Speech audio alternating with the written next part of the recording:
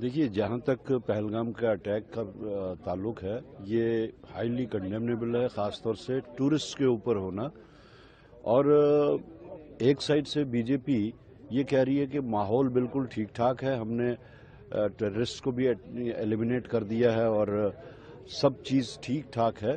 तो मेरे ख्याल में इस चीज़ के बारे में बीजेपी को बजाय ईगो बनाने के उसको जो लूप होल्स हैं, हम काफ़ी देर से बोलते आ रहे हैं कि जो इंटेलेक्चुअल ग्रिड जो होता है उसमें कहीं लूप होल्स हैं जिसकी वजह से ये सब इस वक्त हो रहा है।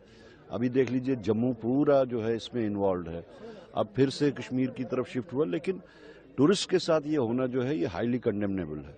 अगर एक साइड से बीजेपी ये दावा करती है कि हालात ठीक हैं, तो मेरे ख्याल में they need to explain, they need to come out with realities जो पूरे मुल्क को गुमराह कर रहे हैं कि यहाँ पे हालात ठीक है।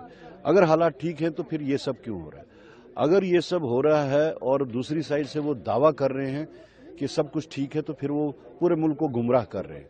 सो BJP as well as the government of India owes an explanation to the people of Jammu and Kashmir and to the people of the country कि ऐसा सब क्यों हो रहा है। लेकिन एंड में हम यही कहेंगे कि बहुत ही हाईली कंडेमनेबल है। आने वाले समय अमरनाथ यात्रा भी शुरू, कितनी बड़ी चुनौती रहेगी खासकर सिक्योरिटी फोर्सेस के ऊपर? देखिए, सिक्योरिटी का तो हमेशा से यहाँ पे कंसर्न रहा। सिक्योरिटी जवानों ने जो है बहुत ही अच्छे काम किए यहाँ पे, चाहे वो यात्राज हों या बाकी इलेक्शंस हों।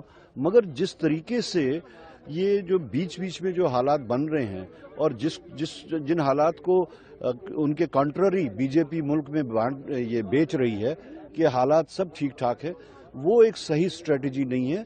सरकार को, खासतौर से बीजेपी को क्लियर करना चाहिए कि एक्चुअल पोजीशन क्या है, जो वो अभी तक नहीं कर पा रही। वो सिर्फ अपने ईगो को लेके ही आगे चल रही है।